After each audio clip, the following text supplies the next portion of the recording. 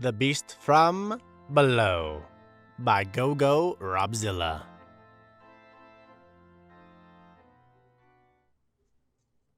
I don't like Godzilla movies. I know. Weird way to start a story, right? It seems so out of left field for the kind of stuff you find on websites like the one I'm posting this on. Most people would start their stories with some kind of description of how they got into the mess they're in, or some ominous warning. But all I've got is the fact that I don't like movies about a radioactive dinosaur smashing cities. It's dumb. I know. See, the appeal of monster movies, if I had to describe it, is how impossible people think they are. According to accepted scientific law, animals that are big simply can't exist on land because they'd collapse under their own weight. I think Neil deGrasse Tyson said that once, or something along those lines. I don't know. I'm not big on science. Never managed more than a passing grade in the subject in any school. But what I do know is that these people are full of shit, and I'm about to explain why. I remember the whole incident pretty fucking vividly for something that happened, I don't know, 2 or 3 years ago. The actual date is kind of fuzzy, though even if I had the date, I wouldn't give it out. I'm not going to tell you where this happened either, but I'll describe the location as vaguely as I can manage without making it pointless. I live in a small rural town. It gets really hot in the summer, really cold in the winter. And ever since 1924, we've had 10-minute earthquakes every 10 years. It's just kind of an accepted fact of the place at this point. Residents like to joke and call it Shakesville, so we'll call it that for now. Anyone who lives here will know what I'm talking about. And for your sakes, and everyone's, do not say anything about where Shakesville actually is. Anyways, I've lived in Shakesville my entire life. I was born the day after one of those earthquakes, and we've never left since. Aside from the odd vacation. It's a pretty nice place in all honesty. I have a job working 9 to 5 at the local grocery store, pay my bills, and just generally make a decent living. I'm not some massively creative person, by any means. I just do what I need to do to get by and remain content with what I've got. But I'd always wondered what caused those earthquakes. I'm sure anyone who's been in this town for more than 10 years has wondered that. In fact, no, I know it. We'd always talk about it after school because we all had this feeling that it wasn't something natural. After all, they always happened on the same date, at the same time of day, and lasted for the same amount of time. And some kid named Jimmy, he was the weird one. He always said that it was because there was something beneath the earth. A species of mole people that burrowed through the earth every 10 years or something like that. We all laughed it off. Said it was ridiculous. Looking back, I almost wish it was that simple. It's happened 3 times in my life. The quakes, I mean. Once when I was 9 years old, once when I was 19, and once when I was 29. That time when I was 19, I'd make a decision. I'd use the money I got from working at a local burger joint and get some equipment to figure out where the epicenter of the earthquake was. I got a roller, a high-quality compass, a printer and some paper, a beefy calculator, and I got to work. I'd watch the clock intently. A guide written by an undergraduate studying geology lists the following instructions, and these are the ones I followed for those curious. 1. Measure the time that elapses between the arrival of the primary wave, P, and the arrival of the secondary wave, S, to the seismic stations. 2. Using the S minus P time, determine the epicentral distance of each station to the earthquake using a travel time curve. 3. Use a map and a graphical compass to draw arcs of radii equal to the epicentral distances around each station. Where these arcs overlap, you may approximate your epicenter. I didn't manage to get a precise measurement. Maybe it was because I only had 10 minutes to do it. Maybe it was because it was my first time. Or maybe the instructions were bad. I don't know. I'm no geologist. But I did get a general direction. And the next day I called in sick, got some supplies, and walked in that direction. Out of town, and into the woods surrounding it.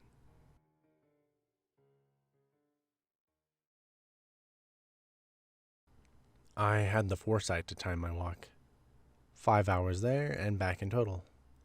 When you work at any kind of restaurant, you get used to standing on your feet all day.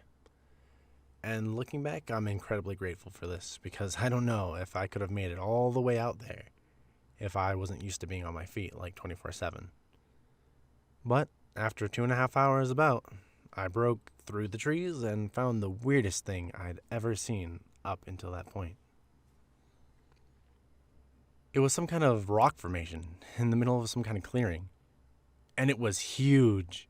Like it was so big that it could have been mistaken for a football stadium from really high up. I didn't even bother trying to walk around it. But something didn't seem right about it. For one thing, it was made of a bunch of jagged rocks that looked almost like canines.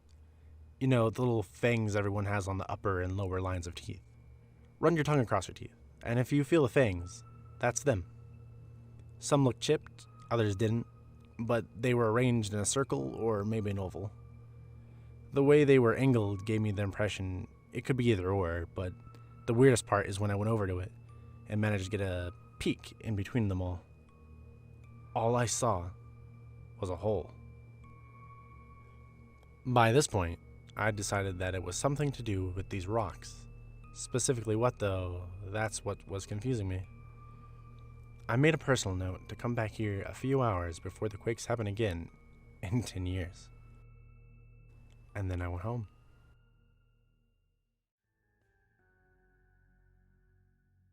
Things just kind of went along as normal.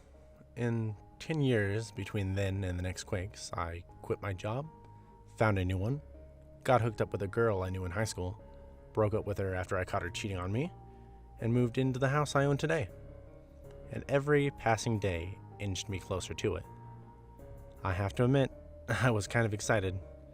I started having all these fantasies of showing my recordings to some scientists and becoming massively popular. This world-renowned guy who uncovered the mystery of Shakespeare quakes. Finally, the big day arrived. After calling in sick and packing my equipment, a camcorder, a tripod, a lawn chair, and some sodas and snacks in case I got hungry or thirsty, I chose to take my car that time. Driving out to the location, parking my car out there, and getting everything set up. I start with the camcorder, getting it recording. It had enough battery life to last it 10 hours, and then the quakes were due to start in 1. I stood in front, gave my name and the exact time, stated my intent, adjusted it to make sure it was all correctly set up, and that it get the full picture. And then I set up my chair and waited. 50 minutes passed. And then I thought I heard something. Something like distant movement.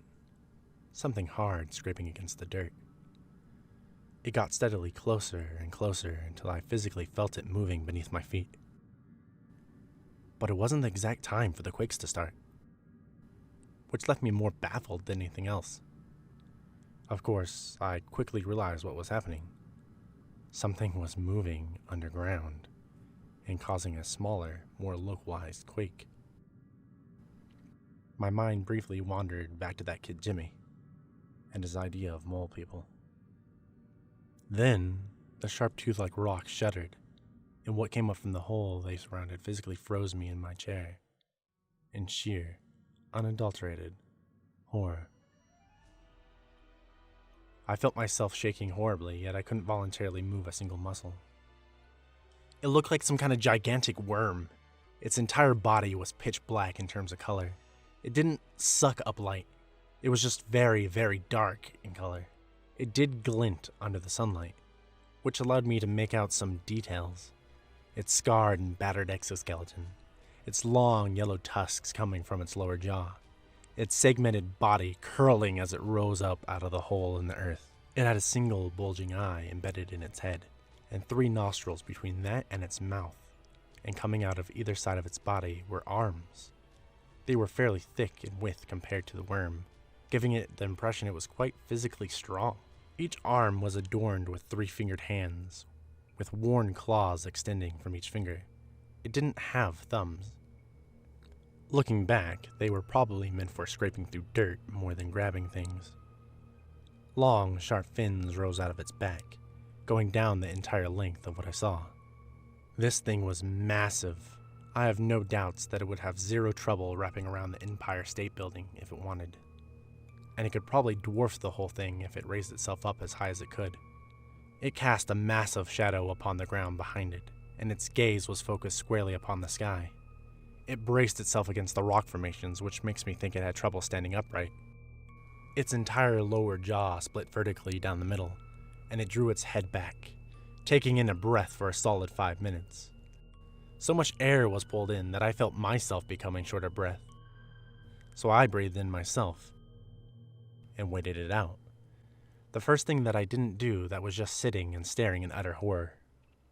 It stopped, and it held its breath for another minute, then thrust its head forward, and what came out was a roar that was simultaneously the loudest thing that I had ever heard and the quietest.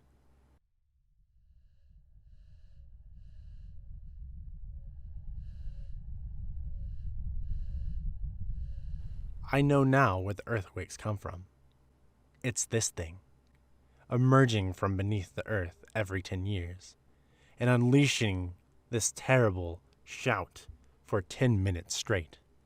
And it's so loud that it shakes the ground for the whole duration.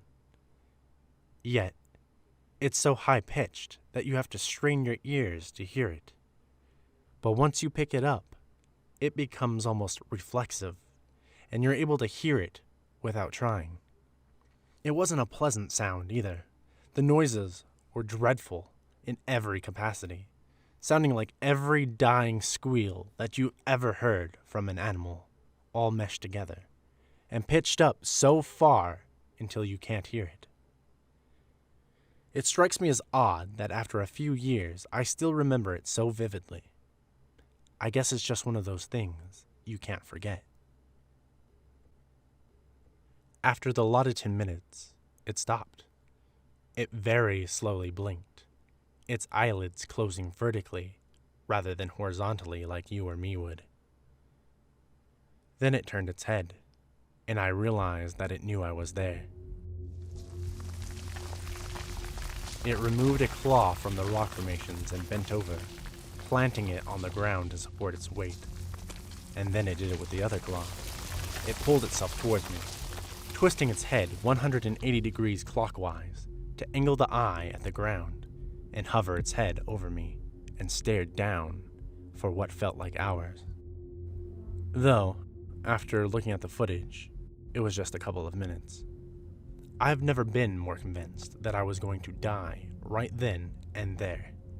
This horrible thing from right out of a monster film was going to eat me, or squash me, or even breathe on me a little too hard and break all of my bones. If I ran, I would most certainly die. So I stayed put, hoping and praying to whatever God existed that this thing would decide to spare me. It eventually began to go back, rotating its head into the default position as it used its claws to push itself backwards, towards the hole. It climbed back in, once more using its claws to brace itself against the formations.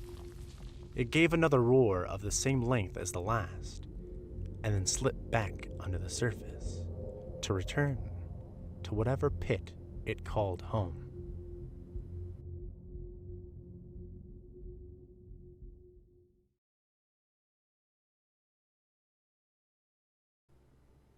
I sat there for an hour or so as I regained my ability to move. Once I did, I very shakily got up, turned off the camera recorder, got everything packed back up, wolfed down some snacks, and then went home. I didn't sleep that night. How could I? I just witnessed something horrible, something I couldn't forget if I tried. I attended a local church the next morning.